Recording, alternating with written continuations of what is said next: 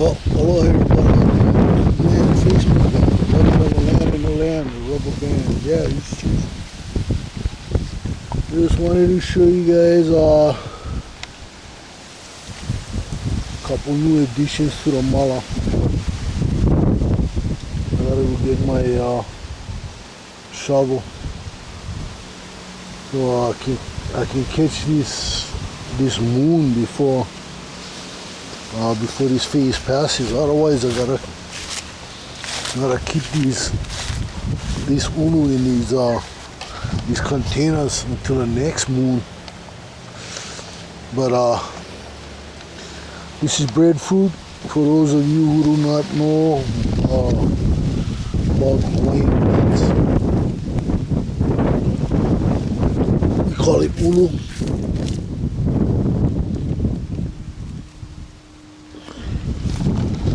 This one is pretty healthy, and what I'm gonna do is one ulu is gonna get planted in this side, and one will be planted over there on that side. And having the ulu close together,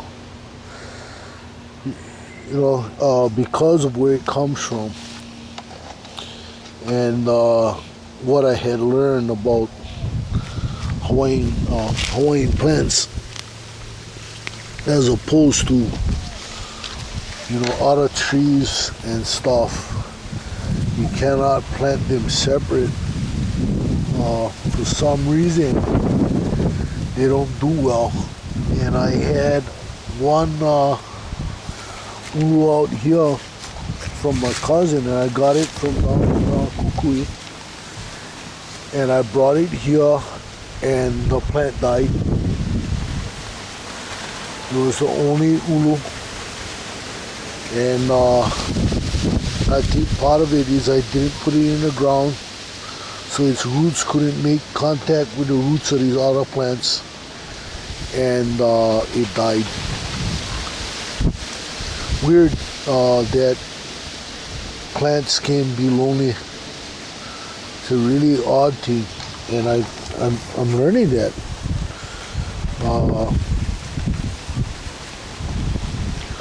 Kalo, Hawaiian taro, they're a prime example of never alone, of plants that are never alone. They don't do well alone. They cannot thrive alone. When kalo comes up, they produce an entire family. And I believe that Hawaiian, especially Hawaiian food plants, they never do well on their own. More like a social plant. It sounds odd when I say it because I've been around plants most of my life, and I never knew plants to grow really in tight quarters together, but I have seen ulu thriving that were like maybe as close as 10 feet from each other, and we're talking about producing a lot of fruit, and that was in Hauula on the island of Oahu that I saw this, up in Hauula homestead, the Hawaiian homestead over there. That's where I witnessed how Hawaiian food plants grow.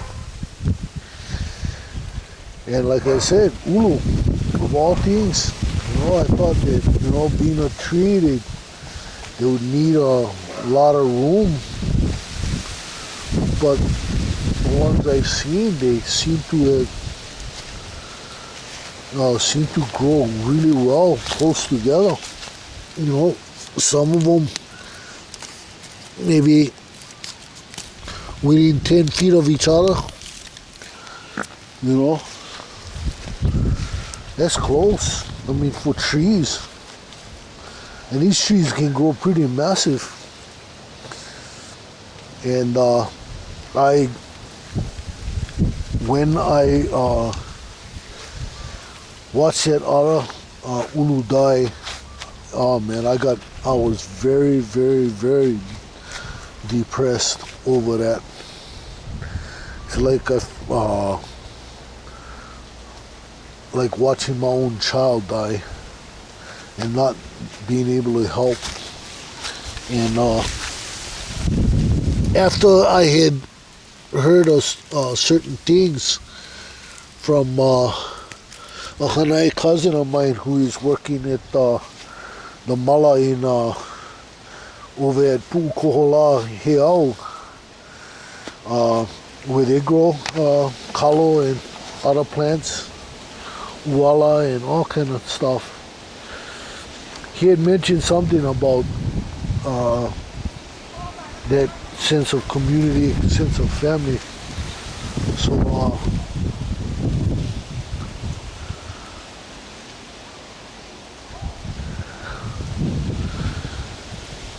it started to make sense.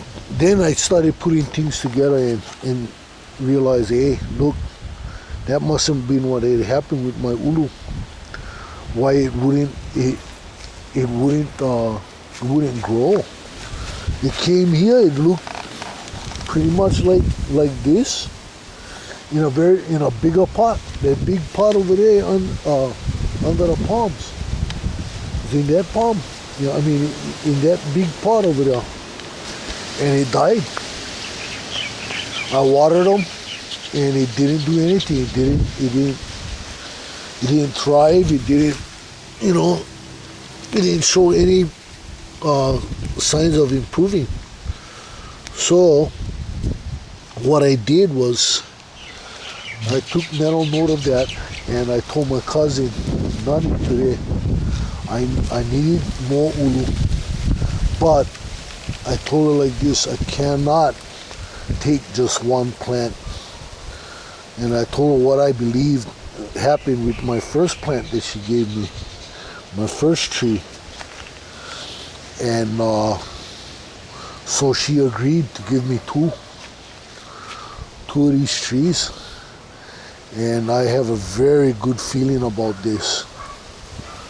And they've been nursed together over at my cousin's place, really close together. So I'm not sure if I wanna. I might do that. I might just put one right here, in this place right here. And the other, probably that one, the smaller one. I'll put that one right here, right in this spot.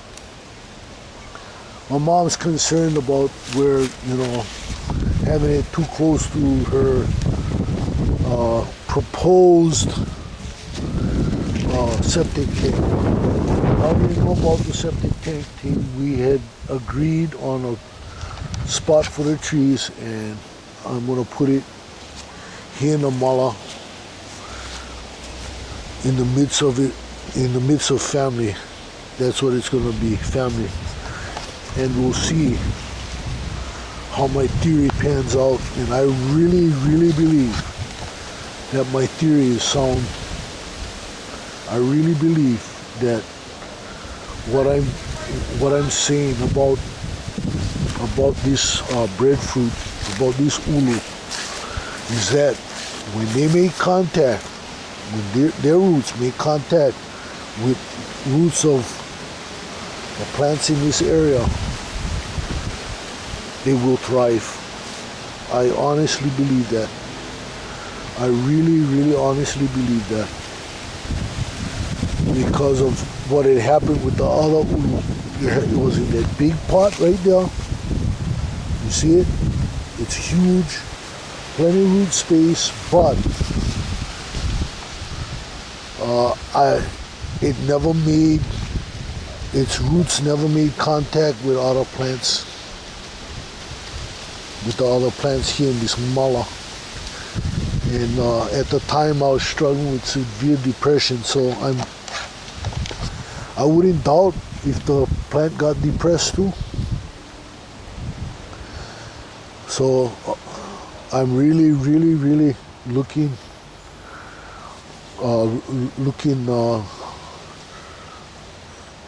in a very objective manner that I honestly believe that these ulu will thrive once they become the Hanai family of the plants around them. I honestly believe that. For some reason, I honestly believe that, and I'm gonna stand on that belief. I'm gonna stand on that belief, and yeah, it's true. So, with that, yeah, this chief here in the